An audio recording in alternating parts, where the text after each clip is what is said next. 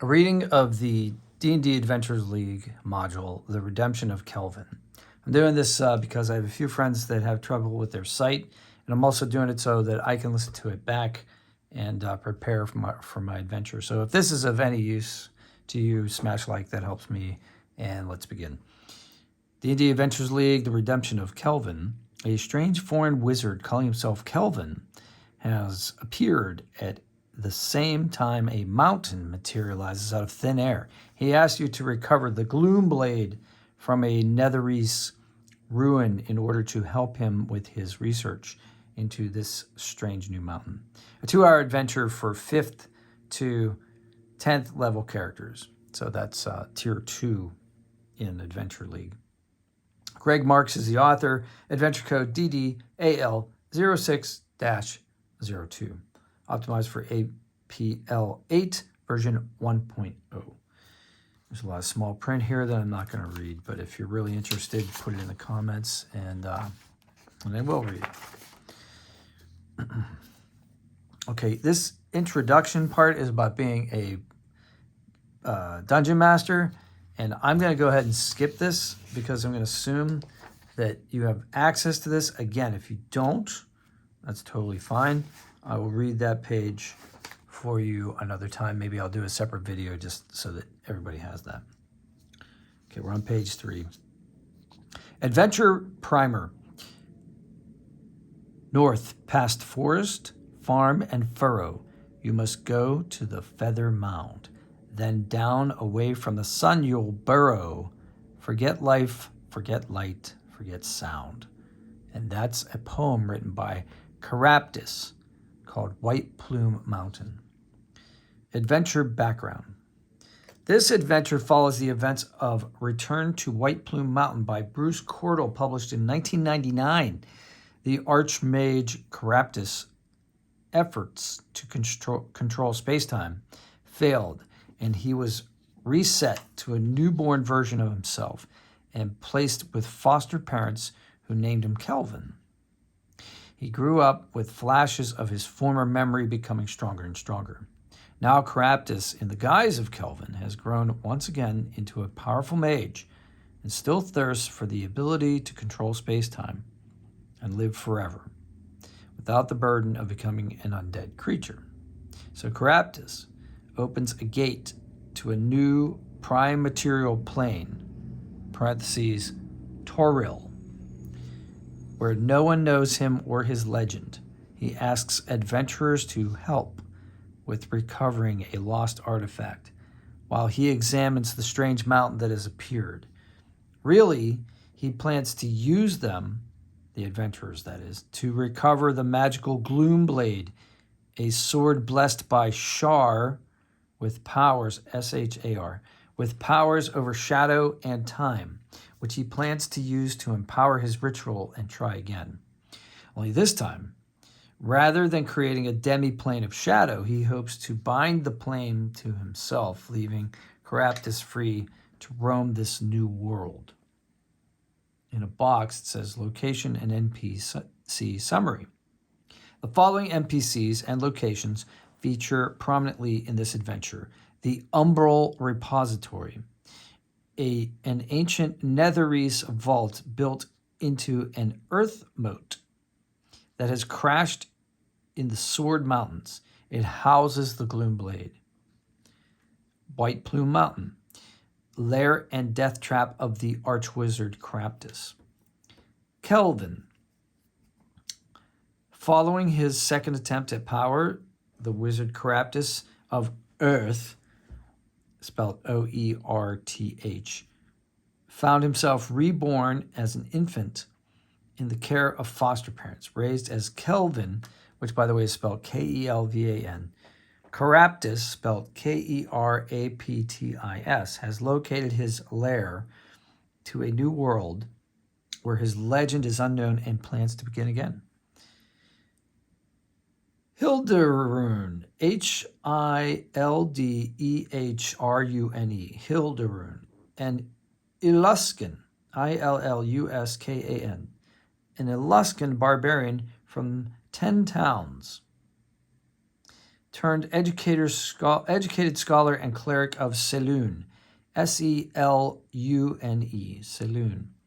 Hilderun is now an expert who studies ancient Netheril. Netheril is Netheril. Adventure overview. This adventure is intended to take 2 hours, though it is possible that players who find puzzles easy or difficult may cause this expected time to vary. Be careful to adjust accordingly in environments such as conventions where time is a factor. The adventure is broken down to 3 parts. Part 1, the adventurers begin with the characters meeting Kelvan, who wishes to hire the characters to seek out the ruins of a Netherese outpost and recover a magical sword that he plans to use to breach the newly appeared mountain. Part 2, or Part 2, the characters arrive at the fallen Earth Moat and delve into the ruins, eventually claiming the weapon. Part 3, the party arrives at White Plume Mountain, where they either deliver their prize or are trapped inside it. New section, Adventure Hooks. This adventure serves as an expanded adventure hook for its counterpart from Tales from the Yawning Portal. That's a book. White Plume Mountain. Or DDEP 06-02, Return to White Plume Mountain. The adventure begins with the characters already having agreed to take a meeting with Kelvan, where he lays out the job offer to recover the Gloomblade. They might have agreed because they want coin or fame, or because they want to keep the Shades, with a capital S, from reclaiming the lost relics. So there's 2 options. In need of glory, whether you are in need of coin or just looking for your next adventure, you have agreed to meet with a young foreign wizard named Kelvan who is looking for a band of adventurers to retrieve an item for him. Or enemy of Netheril. You have heard from a cleric of Selûne named Hilderun that she is putting together a band of adventurers to travel to an abandoned vault of ancient Netheril to capture a relic of that lost empire. Netheril is a lost empire, before agents of the Shades can recover it. And then a box. A DM note on theme. This adventure is trap heavy, but these are not traps that can simply be disabled with a skill check.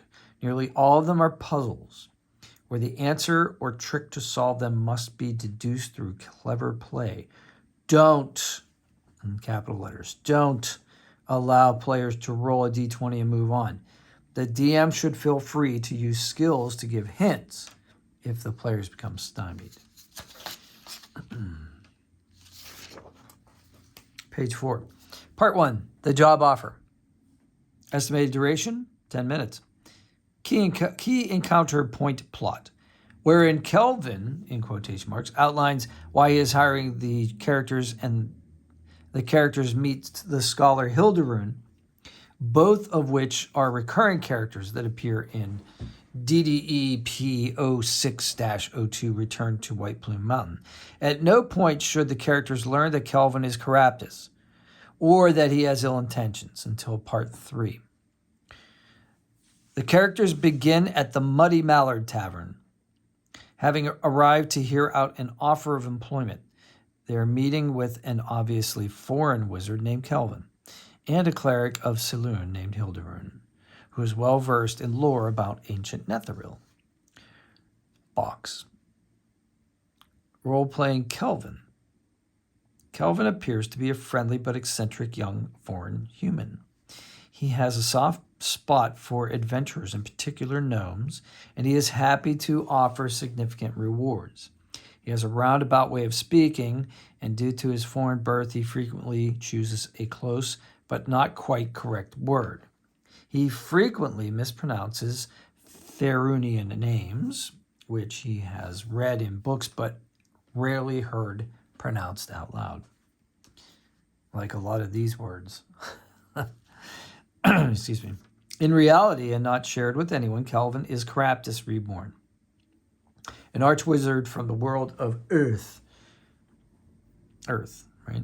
with the O, who has been forced to relive his life due to a failed experiment. He hopes to reclaim his mastery over White Plume Mountain and pick up where he left off. Quote, I have certitude in the constancy of well-remunerated adventurers. I am certain it is the same here as in Fair Rune. The strange foreign wizard paid for food and drink before launching into his pitch. I am so contented that you have concurred to allow the job I proffer. I am Kelvan, but you know that already. Gesturing to his companion, he continues, This is Hilderoon. She is a priestess of Siloon, Siloon, and an expert on Netheril. The woman whose dress makes it obvious that she is born of the north nods stiffly at you but remains silent. Kelvan offers the following details. A mountain has appeared in the crags northeast of Neverwinter. It wasn't there a week ago. It simply appeared one day. He's come to the area to study the mountain and found an entrance that was blocked by esoteric magic. Kelvan would like to study the mountain as he finds the idea of teleporting or possibly even plane shifting mountain fascinating. The warded entrance has piqued his curiosity even more. It's old, but somehow familiar in a way he can't place. Kelvan has examined the wards and thinks he can breach them. He doesn't wish to hire the adventurers to explore the newly appeared mountain, but rather acquire something that he needs to complete the task. Kelvan believes his ritual to bypass the wards requires a piece of, quote, caged night, unquote, a fragment of elemental darkness held within an object. He leaves elaboration on that matter to Hilderoon, an expert on things related to Netheril and Shar, S-H-A-R. Kelvan says he is willing to pay the adventurers 500 gold pieces up front. Wow. And offers them a pair of boots of speed if they complete his task. He wants them to meet him within 1 day. If the characters ask about where he's from, he claims to be from very far away when he was a child, but has traveled most of his life. If pressed, he claims his parents were from Abeir, Abir, before the Sundering with a capital letter, and that is the cause for his odd clothing and accent. If a player requests an insight check, a successful DC 20 wisdom insight check suggests something is off about his story, but he refuses to elaborate about the past. Kelvan is currently under the effect of a mind blank spell. Role-playing Hilderoon. Hilderoon is an Eluskan cleric of Siloon who came to Neverwinter from the far north as a teen, following the call of her goddess. She has devoted her life to studying the history of ancient Netheril to better understand the enemies of her faith. She is a no-nonsense woman who prefers direct conversation. Quote, "The Moon Maiden does not suffer fools. Speak your mind that we may proceed." Hilderoon was born in Goodmead of 10 Towers, but left as a teen following the call of Siloon south. So she went south because she followed the call of Siloon. It's a weirdly structured sentence. While she looks of Eluskan descent, she's been tempered by a city life in Neverwinter. She's since become a cleric of Siloon and a scholar specializing in studying Netheril and the minions of Shar. She offers the following specifics about how adventurers might find caged night. There's an ancient Netherese outpost, a vault of sorts, called the Umbral Repository. The vault was built upon an earth moat, but like many of its kind, earth moats being, that have fallen since the Sundering when Toril and Abeir, A-B-E-I-R, separated, the vault slowly drifted to the ground in the Sword Mountains. What is an earth moat? An earth mote was a piece of dirt or rock that, due to the influence of magic, float. Many of the size of small islands many are the size of small islands and can be found floating a few feet above the ground or many miles in the sky. That's what an earth mote is. Hilderoon has been to the earth mote via a teleportation circle and knows it to be intact, though she has never attempted to breach it. She's inspected the entrance to the vault and disclosed the circle's sigil sequence to Kelvan, who transports the characters to the vault if they are unable to do so themselves. Inside the vault is rumored to be one of the fabled Gloomblades, perverted mirrors of the 11 moon blades. Gloomblades, moonblades. Long swords made from a piece of frozen darkness brought from the Shadowfell. I assume that's what a moonblade is. It should suffice for Kelvan's ritual. The sword is likely tainted by evil, reflective of Shar's mission to unmake the world. Hilderoon is happy to see it put to some good rather than left where it may fall into less scrupulous hands. Who is Shar? Shar, often called the Mistress of the Night, is the evil goddess of darkness, dungeons, forgetfulness, loss, night, and secrets. She and her sister Selûne, goddess of the moon, were the first deities to form after the overgod Ao created the world. The two are fierce rivals, and her followers frequently come into conflict. Who is Selûne? Selûne is the goddess of light, the moon, stars, navigation, wanderers.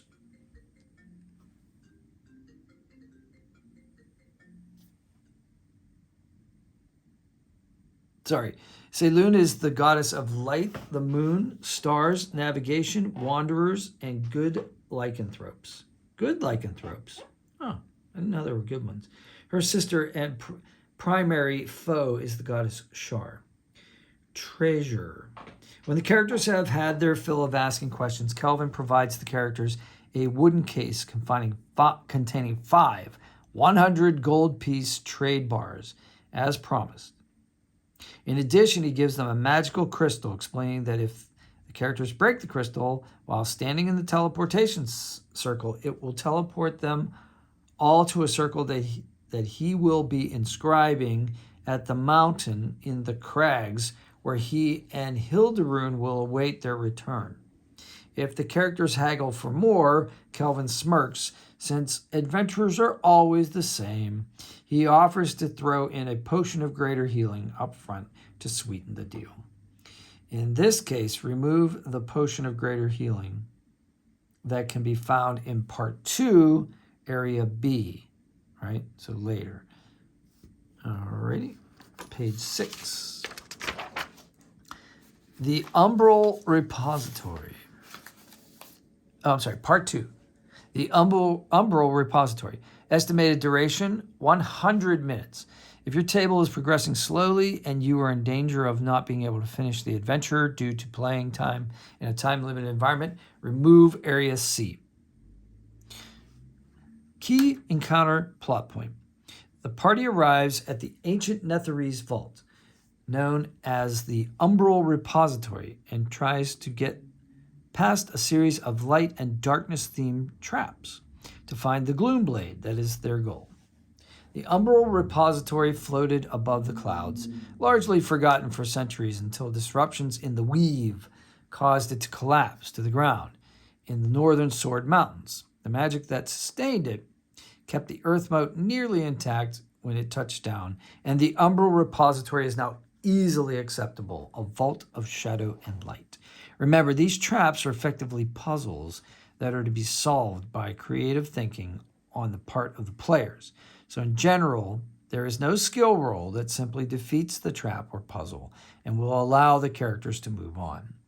General features. The repository has the following general features. Doors. Each room has a door that leads to the next area that can only be opened by solving the puzzle. Indeed, due to the dimensional magic of the Umbral Repository, there is not even a hallway behind the door until the door is properly opened. The doorway and the next room existing on a separate demiplane until that time. The door the party enters through to each room slams shut behind them and disappears after they enter. If a character refuses to enter a room and others begin exploring the room, confirm that the player is not going to enter. Allow them to enter if they wish. Once they have chosen, the door slams shut and disappears so that a character outside the room no longer has access to the room. Once the party has solved the puzzle and moved on, the door reappears, giving that character another chance to catch up if they can solve the puzzle of the room on their own. If successful, they find the rest of the party in the hallway beyond and may rejoin them for the next room. Hallways. The hallways are safe, trap-free, and have no creatures patrolling them. Nothing stops characters from resting in them. The characters have time for multiple short rests before they need to meet Kelvan. Light. Unless otherwise specified, there are no lights anywhere in the complex. The only light that exists is that which the characters bring with them. Smells and sounds. The entire complex is filled with stale, dusty air and deathly silence. A. Enter through darkness. The characters arrive at the entrance, stepping out of the teleportation circle. It is early morning when the party arrives. You stand in a glowing circle of runes located on the edge of a precipice. The floor slopes slightly away from the drop and the mountainside below, towards a pair of black doors covered in writing that have been inset with a dagger's toss. A dagger's toss to the side of the fallen earth mote. So a dagger's toss is the distance, I assume, from the side of the fallen earth mote. The earth mote has come to rest on the side of one of the tall peaks of the Sword Mountains. A character that exceeds in a DC 15 strength athletics check is able to climb 60 feet down to the side of the earth mote and to the mountainside and inspect the site of the crash. It is clear the impact was forceful, though not as much as one would have expected if the earth mote were in free fall. It is readily apparent that it drifted to its current location. It is embedded fairly deeply and isn't going to tumble down the mountainside anytime soon. There are several knocked over trees below that may be useful in bypassing some traps should any adventurers go and characters go back for them. Interesting. Doors of Night. The doors are 10 feet wide, 15 feet tall, and appear to be made of solid obsidian. They stand at the end of a short 20-foot corridor. They're covered in symbols of darkness, night, Shar, and Netheril. A successful DC Intelligence Religion check provides all the information in the Who is Shar sidebar in Part 1 we already read. Written in ancient Netherese, among them are the words, "Walk in darkness and be saved." The doors radiate powerful abjuration magic due to the glyph of warding. See sidebar below.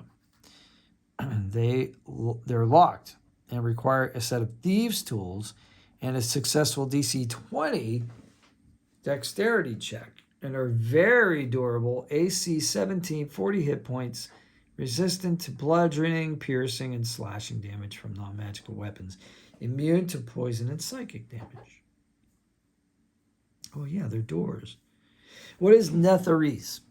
The default language of Faerun is Common, a derivative of Thoras. It is difficult, that's Thorass.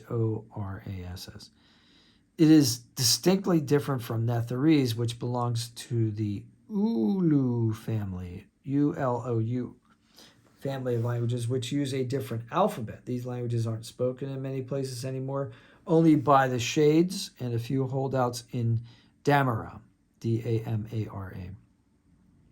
For characters to know this language without magical aid, they have to have specifically learned the language.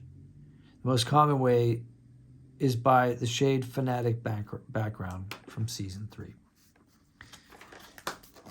Page 7. Teleportation Circle. The teleportation circle looks ancient but intact, and it radiates strong conjuration magic. Character may spend downtime to memorize the sigil sequence of this circle for future use with teleportation circle.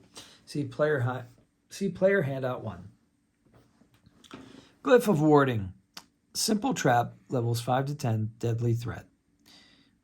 The doors bear an ancient glyph of warding. Trigger. If the doors are damaged or opened while the doors are well or dimly lit, the glyph explodes. If the door is opened at night or under the cover of darkness, such as caused by a darkness spell or by blocking off the entire alcove with blankets of the light, the glyph remains active but isn't triggered. Effect. When triggered, the glyph explodes. Each creature in a 20-foot radius takes 32 or 78 thunder damage. A successful DC 18 dexterity throw halves the damage.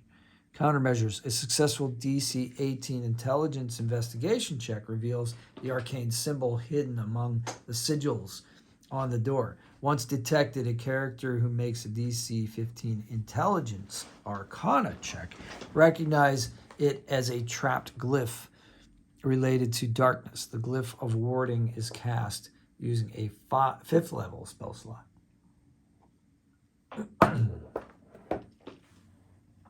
Adjusting this encounter.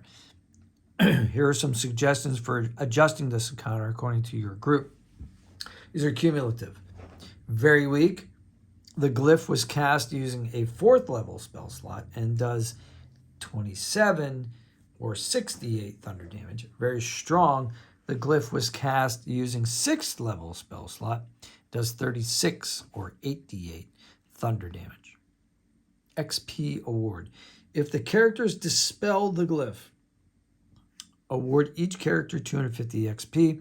If they figure out how to open the door without setting it off, award each character 500 XP. Section B, lances of light and pits of shadow. The walls, this is a description box. The walls of this long room are made of tightly fitted black bricks, and the floor consists of solid sheets of black metal with white spirals painted on them. Beams of light lance down from 3 different unseen sources. A round door with arcane symbols is set in the far wall. The room is quiet and there are no obvious monsters or obstacles. The metal floor and the spiral painting are unrelated to the trap. The real danger here is the light. Door. The door at the far end of the room is circular with a roughly hand-sized crescent depression in the center. There are no obvious handle, lock, or hinges. The door is magically sealed as a 5th level spell, and unless the ward is dispelled, can't physically be opened until the crescent key found at the bottom of the pit trap is put into the indentation. Lances of light. The lances of light are wide, with little shadow between them, making them difficult to avoid. A creature moving at half speed and succeeding on a DC 12 dexterity acrobatics can move past the first set of beams to the white spiral where the pit trap is. A second similar check is needed to get past the second set and reach the door. Small creatures make this saving throw with advantage, while those moving faster do so with disadvantage. A creature that fails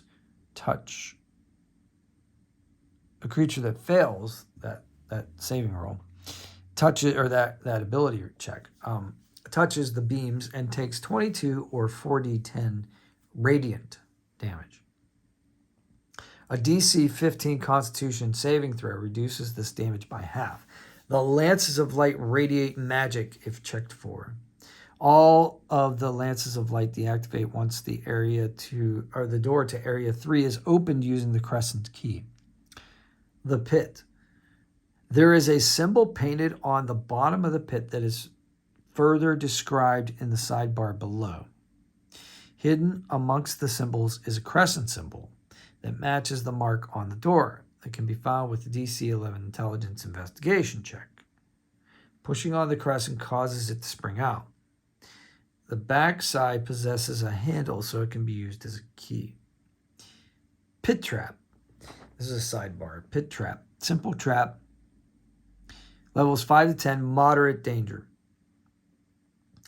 A pit trap is halfway through the light beams. The door's crescent key is at the bottom of the pit. At the bottom of the pit, there is a symbol painted on the floor. The symbol depicts a black skull with a key in its mouth, covered in arcane-looking runes. Trigger. Stepping on the pit trap triggers the trap. Effect. A creature that steps on the trap must succeed on DC 15 dexterity saving throw or fall 20 feet into the pit, taking 7 or 2d6 bludgeoning damage. On initiative, count 20 of the next round. Losing ties. On initiative, count 20 of the next round. Losing ties. The trap door closes and locks. DC 17 dexterity thieves tools. On initiative, count 10 losing ties. A darkness spell is cast in the pit. On initiative 20 of the second round, 2 shadow demons are summoned into the trap and attack the nearest creature. The trapdoor must be unlocked or destroyed. AC 19, 35 hit points, resistant to bludgeoning, piercing, and slashing damage from non-magical weapons, immune to poison and psychic damage in order to be opened. Detection and disabling. A DC 25 wisdom perception check notices a seam in the painted spiral, suggesting that there is a trap door or covered pit.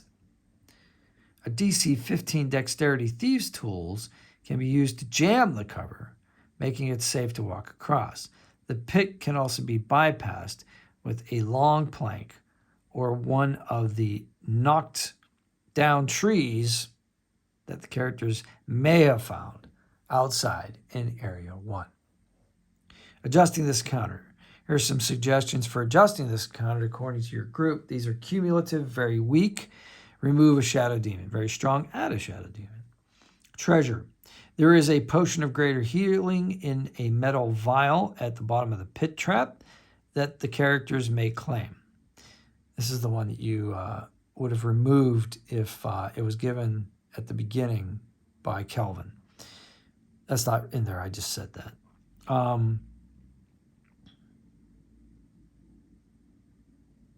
There is a potion of greater healing in a metal vial at the bottom of the pit trap that the characters may claim. This may be of use in bypassing the door in Area D if none of the characters have special spell casting abilities. XP award. If the characters detect and avoid falling into the pit trap, award each character 250 hit points. They receive this award if they detect the trap and intentionally enter the pit to explore it. Characters that realize the danger of the lances of light and avoid them should be awarded 200 XP. All right, I'm going to take a break there. That's the end of Section B. So if this helped you, please smash like, and I'll see you on the next one.